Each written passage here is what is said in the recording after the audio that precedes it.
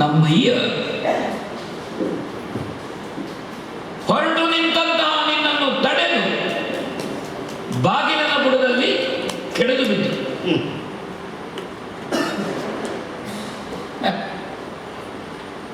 ನೀನು ಭಾವುಕನಾಗಲಿಲ್ಲ ಅಂತ ರಾಮ ರಾಮ ಅಂತ ಕಣ್ಣೀರು ಕರೆದು ನಿನ್ನನ್ನು ಕರೆದು ಏನು ದೃಢತೆ ರಾಮಚಂದ್ರಮನಲ್ಲಿ ಬಿದ್ದು ಒದ್ದಾಡುತ್ತಿರುವಂತಹ ತಂದೆಯನ್ನು ಕಂಡು ಪಿತೃವಾಕ್ಯ ಪರಿಪಾಲನೆ ಶ್ರೇಷ್ಠ. ಅದರ ಮುಂದೆ ಬಿದ್ದ ತಂದೆಯೂ ಅಲ್ಲ, ಧರ್ಮ.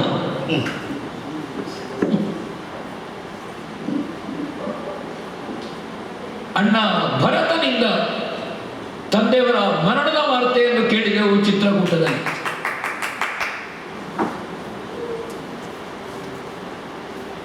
ಬುಡ ಕಡಿದ ಬಾಳೆಯಂತೆ ತಾಯಿ ಸೀತೆ ಕೆಳಗೆ ಬಿದ್ದಿತ್ತು.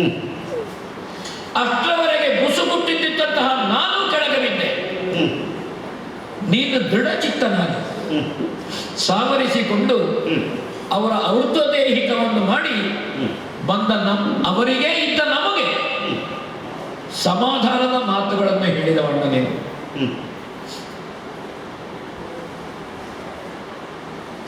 ಹೊರೆಯಿಂದ ಕತ್ತಿ ತೆಗೆದು ಜಳಪಿಸುವಾಗಲೂ ನೀ ತಡೆದ. ಆದರೆ ಅದೇ ಸೀತಾಮಾತೆಯನ್ನು ಕಳ್ಕೊಂಡಾಗ ಗಿಡ ಮರ ಕಲ್ಲು ಪೊದೆ ತೊರೆ ಕೆರೆ ಎಲ್ಲೆಂದರಲ್ಲಿ ಆ ಸೀತೆಗಾಗಿ ನೀನು ವಿಲವಿಲನೆ ಒದ್ದಾಡುತ್ತುವ ಸ್ಥಿತಿಯನ್ನು ಕಂಡೆ. ಯಾಕೆ ರಾಮಚಂದ್ರಮನಿಗೆ ಈ ಸ್ಥಿತಿ ಅಂತರ ನನಗೆ ಅರ್ಥ ಆಗಲಿಲ್ಲ. ಅಲ್ಲಿದ್ದಂತಹ ದೃಢತೆ ಇಲ್ಲಿ ಇರಲಿಲ್ಲ. ಆದರೆ ಒಂದು ಸಮಾಧಾನ ನನಗಿತ್ತು. ದಶರಥನನ್ನು ಕಂಡ ಹಾಗೆ ರಾಮನನ್ನು ಕಾಣಬೇಕು. ಒರೆದು ಮೃದು ವಚನದಿಂದ ಅಗ್ರಜನ ತಾಪ ಪರಿಹರಿಸಿ ಸೀತಾಪಾರಕ್ಕೆ ಬೇಕಾಗಿ ಕಣ್ಣೀರು ಕರೆದ, ಒತ್ತಾಡಿದ, ತನ್ನತನವನ್ನು ಮರೆತ ರಾಮ. ಅದೇ ರಾಮಚಂದ್ರಮ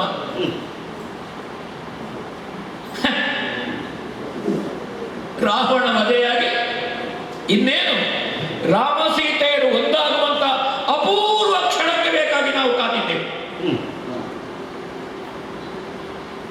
ಹಸಿವು, ಬಳಲಿಕೆ, ಬಾಯಾರಿಕೆಯನ್ನು ಮರೆತು ಜೀವನ ಹಕ್ಕು ತೊರೆದು ಹೋರಾಡಿದಂತ ಕಪಿ ಸಂಕುಲ ಅವರು ನಿರೀಕ್ಷೆಯಲ್ಲಿದ್ದರು. ಮೇನೆಯನ್ನೇರಿ ಸಾಲಂಕೃತ ಕನ್ಯೆಯಾಗಿ ಬಂದ ಆ ಮಹಾತಾಯಿಯನ್ನು ನೀ ತಿರಸ್ಕರಿಸಿದಿ. ಯಾರ ಜೊತೆಗೆ ಬೇಕಾದರೂ ಹೋಗು, ದೇಶ ವಿಶಾಲವಾಗಿದೆ, ಕಾಲ ಅನಂತವಾಗಿದೆ. ಅಣ್ಣ ಆಶ್ಚರ್ಯವಾಗಿತ್ತು, ಸೋಜಿಗವಾಗಿತ್ತು. ಆದರೆ ನಮ್ಮ ಹೋರಾಟ ಯಾಕೆ? ಹನುಮಂತನೋ ಸುಗ್ರೀವನೋ ಜಾಂಬವಾದಿಗಳು ಕಣ್ಣೀರು ಕರೆದು ಆ ಮಹಾತಾಯಿ ಅಗ್ನಿಕುಂಡ ನಿರ್ಮಾಣ ಮಾಡಲಿಕ್ಕೆ ಹೇಳಿದ್ರು. ಅಗ್ನಿ ಪ್ರವೇಶ ಮಾಡಿದ್ಲು. ಮುಡಿದ ಹೂ ಬಾಡದಂತೆ ಆ ತಾಯಿಯನ್ನು ಪಾಯಸ ಪಾತ್ರೆಯನ್ನು ಕೊಟ್ಟ ಯಜ್ಞದೇವನೇ ಮೇಲೆ ಬಂದು ಕೊಟ್ಟ. ಸಂದು ಹೋದಂತಹ ಪಿತೃಗಳು, ದಶರಥಾದಿಗಳು, ಬ್ರಹ್ಮನು ಅಥವಾ ಶಿವನು ಬಂದು ಅಪ್ಪಣೆಗೊಳಿಸಿ ಪಟ್ಟಾಭಿಷೇಕ ಕಳೆದು ಸಾವಿರ ವರ್ಷದ ಆಡಳಿತ ಕಳೆಯಿತು. ಯಾವನೋ ಒಬ್ಬ ಭದ್ರ ತಿಂದ ಆಹಾರ ಜೀರ್ಣ ಆಗಲಿಲ್ವೋ, ಸಹವಾಸ ದೋಷವೋ, ಕುಡಿದ ಪಾನಕದ ದೋಷವೋ, ಅಥವಾ 4 ಮಾರ್ಗದ ಮಧ್ಯೆ ಕೂತ ದೋಷವನ್ನು ಗೊತ್ತಿಲ್ಲ. ಒಂದು ಮಾತೆ ಗಂಭೀರ ವದನನಾಗಿ ಜಾನಕಿ ದೇವಿಯನ್ನು ತೊರೆದು ಬಿಡುವುದು ಅಂತ ಈ ತೀರ್ಮಾನಕ್ಕೆ ಬಂದಿ. ಹಾಗಾದರೆ ಯಜ್ಞೇಶ್ವರನ ಅಗ್ನಿ ಪರೀಕ್ಷೆಗೆ ಅರ್ಥ ಇಲ್ವೋ ಎಂಬ ಪ್ರಶ್ನೆಗೆ ಈವರೆಗೂ ಉತ್ತರ ಸಿಗಲಿಲ್ಲ. ವಿಶ್ವಾಮಿತ್ರರ ಯಾಗ ಸಂರಕ್ಷಣೆಯಿಂದ ತೊಡಗಿ ವನವಾಸ ಇರಬಹುದು, ಅಥವಾ ಆ ಸೀತೆಯ ಪರಿತ್ಯಾಗ ಇರಬಹುದು. ಯಾರು? ಲಕ್ಷ್ಮಣ ನೀವಾರು ಯುವರಾಜನಾದ ಭರತನನ್ನು ಕರೆದದ್ದಲ್ಲ, ಅಥವಾ ಕೊನೆಯ ತಮ್ಮನಾದಂತಹ ಶತ್ರುಘ್ನನನ್ನಲ್ಲ, ಲಕ್ಷ್ಮಣ ನೀವ. ಹಾಗಾದರೆ ರಾಮನ ಸಂಭ್ರಮದಲ್ಲಿ ಲಕ್ಷ್ಮಣನಿಗೆ ಪಾಲು, ರಾಮಚಂದ್ರನಿಗೆ ಉಪದೇಶವಾದಂತ ವಿದ್ಯೆಯಲ್ಲಿ ಲಕ್ಷ್ಮಣನಿಗೆ ಪಾಲು, ವನವಾಸದಲ್ಲಿ ಪಾಲು, ಯುದ್ಧ ಕಾಂಡದಲ್ಲಿ ಪಾಲು, ವಿಭೀಷಣನ ಪಟ್ಟಾಭಿಷೇಕದಲ್ಲಿ ಲಕ್ಷ್ಮಣನಿಗೆ ಅವಕಾಶ, ಸುಗ್ರೀವನಿಗೆ ಪಟ್ಟಾಭಿಷೇಕ ಮಾಡುವಾಗ ಲಕ್ಷ್ಮಣ, ಸೀತಾ ಪರಿತ್ಯಾಗ ಮಾಡುವಾಗ ಲಕ್ಷ್ಮಣ. ರಾಮನ ಜೊತೆಗಿನ ಯೋಗಕ್ಕೋ ಭೋಗಕ್ಕೋ ತ್ಯಾಗಕ್ಕೋ ಅಭಿಮಾನದಿಂದ ಹೇಳ್ತೇನೆ, ಮತ್ತೊಬ್ಬರಿಗೆ ಅದು ಸಿಗಲಿಲ್ಲಲ್ಲ. ಈಗ ಒಂದು ತಪ್ಪು ನಾನು ಮಾಡಲೇಬೇಕಾಗಿತ್ತು. ಯಾಕೆ ಬೇಕಾಗಿತ್ತು? ಆ ತಪ್ಪು ನಾನು ಮಾಡದೇ ಇರ್ತಿದ್ರೆ ಸರಿಯಾಗ್ತಿಲ್ಲ. ಈಗ ನೀನು ವಿಚಾರಗಳನ್ನೆಲ್ಲ ಭಾವನೆಗೆ ಬಲಿ ಕೊಟ್ಟಿ, ವಿಚಾರದ ಬೆಳಕಿನಲ್ಲಿ ಭಾವವನ್ನು ಕಾಣಬೇಕು ಅಂತ ನಮ್ಗೆ ಉಪದೇಶ ಮಾಡ್ತಿ. ನೀನು ಭಾವುಕನಾಗತ್ತೆ ಅಣ್ಣ. ಖನಿನೇತ್ರ, ದಂಡಕ, ಅಸಮಂಜಾಸಿಗಳು ತಪ್ಪು ಮಾಡಲಿಲ್ಲ. ನಮ್ಮ ಮನೆತನದಲ್ಲಿ ಏನವರನ್ನು ಗುಟ್ಟಿನ ಕೋಣೆಯಲ್ಲಿ ಕೂತುಗೊಳಿಸಿಲ್ಲ. ಮಕ್ಕಳನ್ನು ನೀರಿನಲ್ಲಿ ಮುಳುಗಿಸುತ್ತಿದ್ದ ಅಸಮಂಜಸನನ್ನು ಹೊರಗೆ ಹಾಕಿದ್ದಾರೆ, ದಂಡಕರನ್ನು ಹೊರಗೆ ಹಾಕಿದ್ದಾರೆ, ಖನಿನೇತ್ರನನ್ನು ಹೊರಗೆ ಹಾಕಿದ್ದಾರೆ. ಸ್ವಯಂವರ ಮಂಟಪದಿಂದ ಮತ್ತೊಬ್ಬನಿಗೆ ನಿಶ್ಚಿತವಾದಂತಹ ಹೆಣ್ಣನ್ನು ಹಾರಿಸಿದ ಸತ್ಯವೃತನನ್ನು ವಸಿಷ್ಠರ ಒಳಗೆ ಕರೆದಿಲ್ಲ. ಅವನು ತ್ರಿಶಂಕುವಾದ. ಹಾಗಾದ್ರೆ ಯಾವುದು ಮುಖ್ಯ? ನೀನೇ ಹೇಳಿದ್ದಿ ಧರ್ಮೋ ಹಿ ಪರಮೋ ಲೋಕೆ. ಇದು ಉಪದೇಶ ಅಲ್ಲ, ನಾನು ನಿನಗೆ ನೆನಪಿಸ್ತಾ ಇದ್ದೇನೆ.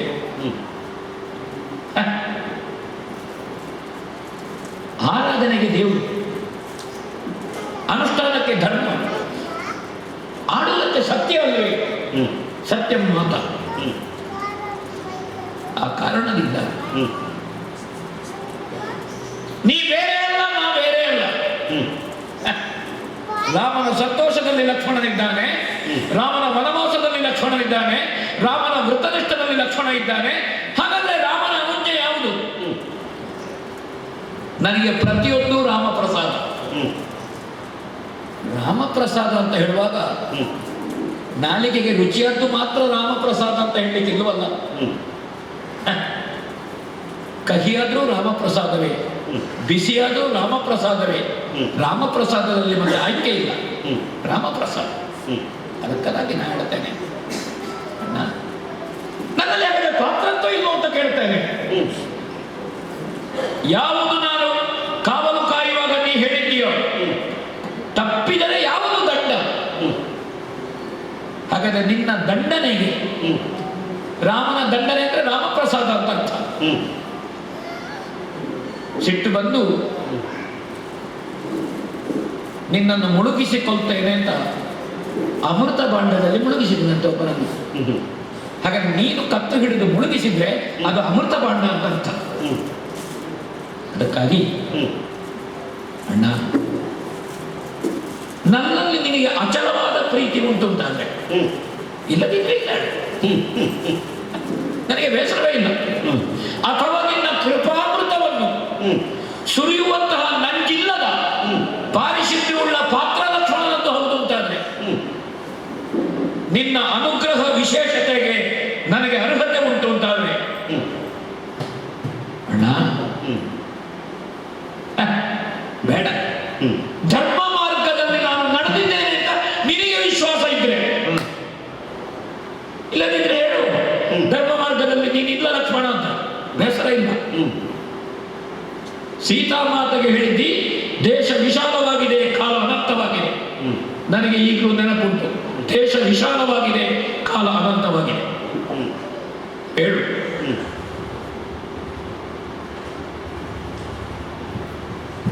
ಮೃತ್ಯು ಬಾರದೇ ಇದ್ದಾಗ ಮರಣಶಯ್ಯೆಯಲ್ಲಿರುವವ ಕುಟುಂಬರಿಕೆಗೆ ತಾನು ಭಾರವಾಗಬಾರದು ಅಂತ ದಂಡಾಧಿಕಾರಿಯ ಮುಂದೆ ಅಣ್ಣ ಅವ ಕೇಳುತ್ತಾನೆ. ಅದಕ್ಕೆ ಮರಣ ಭಿಕ್ಷೆ ಅಂತ ಅರ್ಥ. ಕೇಳಬಹುದಲ್ಲವ? ಆ ಕಾರಣದಿಂದ ನನಗೆ ಬೇರೆ ಯಾವುದೂ ಭಿಕ್ಷೆ ಅಲ್ಲ. ದುರ್ವಾಸರು ರಾಮನಿಂದ ಭಿಕ್ಷೆ ಸ್ವೀಕರಿಸಬೇಕು ಅಂತ ಬಂದದ್ದು.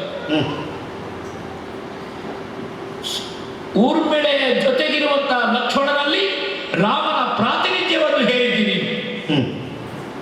ಈ ದೇಹ ರಾಮನಿಗಾಗಿ, ಈ ದೇಹದೊಳಗಿರುವ ಆತ್ಮ ರಾಮಾಂಶ, ದೇವನಿರ್ಮಿತ ಪಾಯಸಮಿದಂ. ಹಾಗಾದ ಕಾರಣ ರಾಮನ ತಮ್ಮಂದಿರು 3 ಮಂದಿಯಲ್ಲಿಯೂ ಒಳಗಿರುವಂತಹದ್ದು ರಾಮಾಂಶ. ಆ ರಾಮಾಂಶವನ್ನು ತೆಗೆದರೆ ಏನುಂಟು ಇದರಲ್ಲಿ ಹೇಳು? ಹಾಗಾದ ಕಾರಣ ಯಾವ ಮೋಹಕ್ಕೂ ಅರ್ಥ ಇಲ್ಲ. ರಾಮ ರಾಮ ಪರಮಹಂಸ. ಆ ಕಾರಣದಿಂದ ಲಕ್ಷ್ಮಣ ಬೇರೆ ಅಲ್ಲ, ಅದೇ ಸೋಹಭಾವ ನಿನಗೆ ನನ್ನಲ್ಲಿ ಉಂಟು ಅಂತಾದರೆ, ಹೇಗೆ ದಯಾಮರಣವನ್ನು ಒಬ್ಬ ಅಪೇಕ್ಷಿಸುತ್ತಾನೋ, ನಿನ್ನಿಂದ ಶಿಕ್ಷೆಯನ್ನು ಅಪೇಕ್ಷಿಸುತ್ತೇನೆ. ನೀ ಶಿಕ್ಷೆ ಕೊಡತಕ್ಕದ್ದು ಆಗ್ರಹಿಸುತ್ತೇನೆ, ನನಗೆ ಕೊಡಬೇಕು. ತಮ್ಮ, ಯುದ್ಧ ಭೂಮಿಯಲ್ಲಿ ನೀನು ಮೃತನಾದಾಗ ಅಮೃತ ಸಂಜೀವಿನಿಯನ್ನು ನಾನು ತರಿಸುವ ಹಾಗಾಯಿತು. ಯಾಕೆಂದ್ರೆ ಮೃತವಾಗಬಾರದು ಅನ್ನುವ ಕಾರಣಕ್ಕೆ ಒಂದು ಸಂಜೀವನ ಶಕ್ತಿ, ಅಂದ್ರೆ ಅಮೃತವೇ ಸಂಜೀವನ ಆಗಬೇಕು ಅಂತ. ಆ ಒಂದು ಋಣಕ್ಕೆ ರಾಮನ ನೀತಿ ಅಮೃತ ಆಗಲಿ ಅಂತ ನೀನು ಮೃತನಾಗೋದಕ್ಕೆ ಬಯಸಿಬಿಟ್ಟಿಯಲ್ಲ. ಎಂಥ ಚಲುವಾದ ಮಾತಾಡಿದೆಯೋ.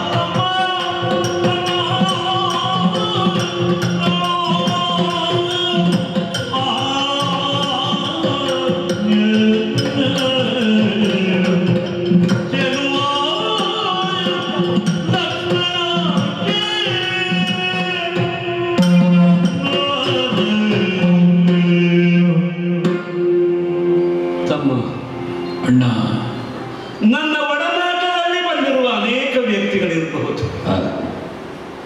ಅವರು ಯಾರೂ ಲಕ್ಷಣರಾಗಲಿಲ್ಲ, ಲಕ್ಷ್ಮಣರಾಗಲಿಲ್ಲ. ನಿನ್ನಲ್ಲಿ ಅಂತಹ ಪಾತ್ರತ್ವ ಇದೆ. ಆದ್ದರಿಂದಲೇ ನೀನು ಲಕ್ಷಣಪೂರ್ಣನಾದ ಲಕ್ಷ್ಮಣನಾಗಿದ್ದು ನನಗೆ ಹತ್ತಿರ. ಲಕ್ಷಗಳ ಸಂಬಂಧ ಬಹಳ ಹತ್ತಿರವಾದದ್ದು. ಹತ್ತಿರದವನಾದ್ದರಿಂದಲೇ ನಾನು ಇಷ್ಟು ವಿಚಿಕಿತ್ಸಕವಾದ ಬುದ್ಧಿಯಿಂದ ಆಲೋಚನೆ ಮಾಡಿದ್ದೇನೆ. ಧರ್ಮ ಸಂಕಟ ಬಂದದ್ದು ಅದಕ್ಕೆ. ಆದರೆ ನಿನ್ನ ಮಾತಿನಲ್ಲಿರುವ ಚೆಲುವು ಅನುಭವಕ್ಕೆ ಮಾತ್ರ ವಿದ್ಯಾದ. ಹತ್ತಿರದವರ ಧರ್ಮ ಸಂಕಟದಿಂದ ದೂರ ಮಾಡುವ ಚೆಲುವದು. ಮೋಹಕವಾದ ಚೆಲುವಲ್ಲ, ಮೋಹವನ್ನು ದಾಟಿಸುವ ಚೆಲುವು. ಉದಾಹರಣೆ ಕೊಡ್ತೀವಿ. 3 ಜಗ ಬೆರಗಾಗುವಂತೆ ಸೀತೆಯ ಬಿಟ್ಟೆ ಲೋಕಕ್ಕೆಲ್ಲ ಪ್ರಶ್ನೆಯಾಗಿ ಉಳಿದಿದೆ. ತುಂಬು ಗರ್ಭಿಣಿಯಾದ ಸೀತೆ, ರಾಮನ ಮನೋವಲ್ಲಭೆಯಾದ ಸೀತೆ, ರಾಮನ ಕಾರ್ಯವಿಧಾನಗಳಿಗೆ ಪಕ್ಕಾಗಿ ಪಕ್ವವಾದ ಸೀತೆ, ಅಗ್ನಿ ಪರೀಕ್ಷೆಯಲ್ಲಿ ಉತ್ತೀರ್ಣನಾದ ಸೀತೆ, ಹೊಟ್ಟೆಯಲ್ಲಿ ಕಂದಮ್ಮನನ್ನು ಇಟ್ಟುಕೊಂಡು ಆಶ್ರಯವನ್ನು ಅಪೇಕ್ಷೆ ಪಡುವ ಅನಿವಾರ್ಯದಲ್ಲಿ ಇರುವ ಸೀತೆ. ಅಂತಹ ಸೀತೆಯನ್ನ ಬಿಟ್ಟೆ ಲೋಕಕ್ಕೆ ಗೊತ್ತಿರೋದು ಅಡ್ಡ ಮಾತು. ನಮ್ಮ ದಾಂಪತ್ಯದ ಬಗ್ಗೆ ಹಗುರವಾದ ಮಾತು ಒಬ್ಬ ಹೇಳಿದ, ಒಬ್ಬ ಹೇಳಲಿ 10 ಜನ ಹೇಳಿ, ಹೇಳುವ ಮನಸ್ಸು ಹುಟ್ಟುಕೊಳ್ತು ಅಂತಾಯ್ತಲ್ಲ. ಪರಗೃಹವಾಸ ಮಾಡಿದ ಹೆಂಡತಿಯನ್ನು ಒಪ್ಪಿಸಿಕೊಂಡರ. ಅಗ್ನಿ ಪರೀಕ್ಷೆ ಲಂಕೆಯ ನೆಲದಲ್ಲಿ ನಡೆದಿತ್ತು. ಅಲ್ಲಿ ಅಯೋಧ್ಯೆಯವರಾಗಿ ನಾವಿಬ್ಬರೇ ಇದ್ದವರು. ನಾನಂತೂ ಗಂಡ, ನೀನು ಹಾಗಲ್ಲ ನೋಡಿದವ. ರಾಮ ಪಕ್ಷಪಾತದಿಂದ ಲಕ್ಷ್ಮಣ ಒಪ್ಪಿದನೆ. ಹಲವು ಬಗೆಯ ವಿಕಲ್ಪಗಳಿಂದ, ವಿಕ್ಷೇಪಗಳಿಂದ, ವಿಮರ್ಶೆಗಳಿಂದ ಈ ಪ್ರಕರಣವನ್ನು ಹಿಂಜಬಹುದು. ಆದರೆ ಎಲ್ಲರ ಮನಸ್ಸಿನಲ್ಲೂ ಇದ್ದದ್ದು ನೀತಿಯ ಶಂಕೆಯಾಗಿ. ಇದು ಬಹಳ ಮುಖ್ಯವಾದ ವಿಷಯ. ಸೀತೆ ಹೆಣ್ಣು ಅಂತ ಆಶ್ರಯ ಕೊಟ್ಟರೆ ಆಕ್ಷೇಪ ಇಲ್ಲ ಸಮಾಜದ್ದು. ಸೀತೆ ಗರ್ಭಿಣಿ ಎಂಬ ಕಾರಣಕ್ಕೆ ಆಶ್ರಯ ಕೊಟ್ಟರೆ ಆಕ್ಷೇಪ ಇಲ್ಲ. ಧರ್ಮ ಪತ್ನಿ ಅಂತ ಒಪ್ಪಿಕೊಂಡಲ್ಲ, ಆ ವಿಷಯವನ್ನು ಪ್ರಪಂಚ ಆಕ್ಷೇಪ ಮಾಡಿತು. ನನ್ನ ರಾಜಸತ್ತೆಯ ಬಲದಿಂದ ಜನರ ಬಾಯಿ ಮುಚ್ಚಿಸಿದರೆ ರಾಮ ಸೀತಾರಾಮನಾಗಿ ಉಳಿತಿದ್ದ, ರಾಜಾರಾಮನಾಗಿ ಉಳಿತಿರಲಿಲ್ಲ. ಅಂತಹ ಕಾಲದಲ್ಲಿ ಪ್ರಜಾರಂಜನೆಗೆ ನನ್ನ ಪ್ರಥಮ ಧರ್ಮದ ಮುಂದೆ ಧರ್ಮ ಪತ್ನಿ ಬೇಕಾಗಿಲ್ಲ. ಆ ನಿರ್ಣಯವನ್ನು ಮಾಡಿ ನಿರ್ಣಯದ ಅನುಷ್ಠಾನಕ್ಕೆ ನಿನ್ನನ್ನು ಬಳಸಿಕೊಟ್ಟು ಸೀತೆ ಬಿಡುತ್ತೇನೆ ಅಂತ ಸಂಕಲ್ಪ ಮಾಡುವುದು ಸಾಧಾರಣವಾದ ವಿಷಯ ಅಲ್ಲ. ಅನೇಕ ಕಾಲವನ್ನು ಅದಕ್ಕೆ ನಾನು ತೆಗೆದುಕೊಂಡಿದ್ದೇನೆ. ಅನೇಕ ಅಹೋರಾತ್ರ ನಾನು ತಪಸ್ಸಿದಂತೆ ಹಾಸಿಗೆಯನ್ನು ಬಿಟ್ಟೆ, ತಲೆದಿಂಬನ್ನು ಬಿಟ್ಟೆ, ರಾತ್ರಿ ಊಟವನ್ನು ಬಿಟ್ಟೆ, ನಿದ್ದೆಯನ್ನು ಬಿಟ್ಟೆ, ಜಾಗರಣ ಮಾಡಿದೆ. ಸೀತಾವಿರಹಿತನಾಗಿ ಇರುವುದು ಹೇಗೆ ಅಂತ ಅಭ್ಯಾಸ ಮಾಡಿಕೊಂಡೆ. ನನ್ನ ಮನಸ್ಸಿನಿಂದ ಸೀತೆ ಜಾರಿ ಎಷ್ಟೋ ದಿವಸ ಆಗಿತ್ತು. ಅರಮನೆಯಲ್ಲಿ ಸುತ್ತಾಡ್ತಾ ಇದ್ದಾಳಂತೆ. ಅವಳನ್ನು ಭೌತಿಕವಾಗಿ ಬಿಡಬೇಕಿದ್ರೆ ಲಕ್ಷ್ಮಣನೆಂಬ ಕರಗಳು ನನಗೆ ಬೇಕಾದ. ರಾಮನನ್ನ ಶ್ರೀಕರ ಅಂತ ಹೇಳಿದರೆ ರಾಮನ ಶ್ರೀಕರ ಲಕ್ಷ್ಮಣ. ಬಿಟ್ಟು ಬಂದ ನೀನು ಅನೇಕ ದಿವಸ ಅಭಿವಾದನಕ್ಕೆ ಬರಲೇ ಇಲ್ಲ. ಆಗ ನನಗೆ ಅರ್ಥ ಆಯಿತು, ನಾನು ತಪ್ಪು ಮಾಡಿದ್ದೇನೆ. ಅಂದರೆ ತ್ಯಾಗ ಮಾಡಬಾರ್ದ ಸೀತೆಯನ್ನು ತ್ಯಾಗ ಮಾಡಿದ್ನಲ್ಲ, ಅದು ನನ್ನ ತಪ್ಪು ಅಂತ ನೀನು ಎಚ್ಚರಿಸಿ. ಒಂದು ಧರ್ಮ ಸೂಕ್ಷ್ಮ ಉಂಟು ತಮ್ಮ. ರಾಮ ಸೀತೆಯನ್ನು ಬಿಟ್ಟಿದ್ದಲ್ಲ. ರಾಮ ಸೀತೆಯನ್ನು ಬಿಟ್ಟ ಅಂತ ಆದರೆ ಅಶ್ವಮೇಧ ಕಾಲದಲ್ಲಿ ಸೀತೆಯ ಸುವರ್ಣ ಪ್ರತಿಮೆಯನ್ನು ಯಾಕೆ ಇಟ್ಟ ಪಕ್ಕದಲ್ಲಿ? ಧರ್ಮಶಾಸ್ತ್ರ ಒಪ್ಪಿತಲ್ಲ ಅದನ್ನು. ಪುರೋಹಿತರಾದ ವಸಿಷ್ಠರು ಒಪ್ಪಿದ್ರಲ್ಲ. ಹಾಗಿದ್ದರೆ ರಾಮನ ಒಳಗಿರುವ ಸೀತೆ ಸುವರ್ಣ ಪುತ್ಥಳಿ.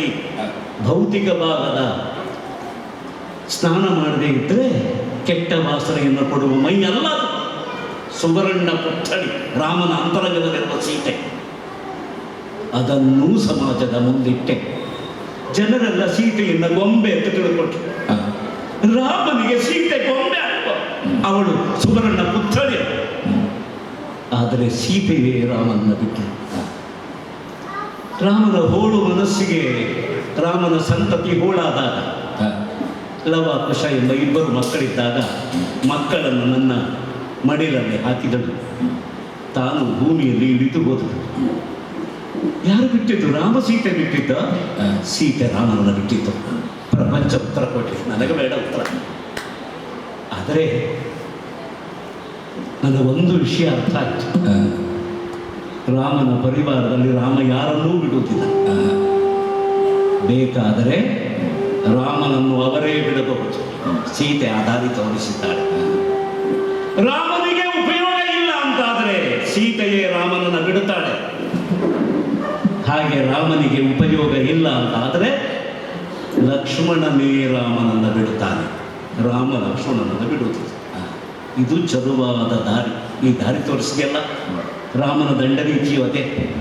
ಅಪರಾಧ ಮಾಡಲಿ ಮಾಡದೇ ಇರಲಿ, ವಿಹಿತವಾದ ಶಿಕ್ಷೆ ಅದು ಅವನೇ ಪಡ್ಕೊಳ್ಬೇಕು. ಉಳಿದ ವಿಚಾರಣೆಯಲ್ಲಿ ನೀನು ಅಪರಾಧ ಮಾಡಿದ್ದಿ, ನಿನಗೆ ಈ ಶಿಕ್ಷೆ ವಿಧಾನ ಮಾಡ್ತೇನೆ. ಉಳಿದ ರಾಜರ ನೀತಿ ಅದು. ರಾಮನ ದಂಡ ನೀತಿ ಅಪರಾಧ ಇರಲಿ ಇರದೇ ಇರಲಿ, ಶಿಕ್ಷೆ ನನಗೆ ಕೊಡು ಅಂತ ರಾಮನಲ್ಲಿ ಕೇಳೋದು. ಆದ್ದರಿಂದ ಶಿಕ್ಷಾಯಾಚನೆ, ಇದನ್ನು ಭಿಕ್ಷೆ ಅಂತ ಕೇಳಿಬಿಟ್ಟಿಯಲ್ಲ ತಮ್ಮ. ಅವರು ಭಿಕ್ಷಾಯಾಚನೆಗೆ ಬಂದ ಕಾರಣ ನನಗೆ ಶಿಕ್ಷೆ ಎನ್ನುವುದರಿಂದ ಶಿಕ್ಷಾಯಾಚನೆ. ಅದನ್ನು ಭಿಕ್ಷಾಯಾಚನೆಯ ವಿಧಾನದಲ್ಲಿ ಕೇಳಿದ್ಯಲ್ಲ. ಒಟ್ಟಿನಲ್ಲಿ ಮರಣವನ್ನೇ ಅಪ್ಪಿದರೂ ರಾಮ ಅಮರ ಆಗಬೇಕು ಎಂಬ ಸಂಕಲ್ಪ ನಿನಗಿದೆಯಲ್ಲ, ಇದಕ್ಕಿಂತ ದೊಡ್ಡದು ಏನು ಬೇಕು ತಮ್ಮ? ಆದರೂ ಒಂದು ಶಿಕ್ಷೆ ಇದೆ ಎಂಬುದಾಗಿ ಭಾವಿಸು ಅಂದು ಹೇಳಿದ್ದು ನಿನಗೆ ಅಂತಲ್ಲ, ಶಿಕ್ಷೆ ಇದೆ ಅಂತ. ನಿಜವಾಗಿ ತಮ್ಮ, ಇದು ಶಿಕ್ಷೆ ನನಗೂ ನಿನಗಲ್ಲ. ರಾಜದಂಡದಲ್ಲಿ ಪರ್ಯಾಲೋಚನೆ ಮಾಡಿ ಶಿಕ್ಷಾ ವಿಧಾನ ಮಾಡ್ತಾ ಇದ್ದೇನೆ. ನಾಳೆಯಿಂದ ಸುಪ್ರಭಾತದ ಶುಭ ಮುಹೂರ್ತದಲ್ಲಿ ರಾಮನನ್ನ ಬಂದು ಮಾಡಿ ಪಾದಾಭಿವಂದನೆಯನ್ನು ನೀನು ಮಾಡಕೂಡದು. ಇಂದೇ ನಿನಗೆ ಕೊನೆಯ ರಾಮ ದರ್ಶನ. ನಾಳೆಯಿಂದ ನಿನಗೆ ರಾಮ ದರ್ಶನ ಇಲ್ಲ. ಶಿರೋಧಾರಿಯ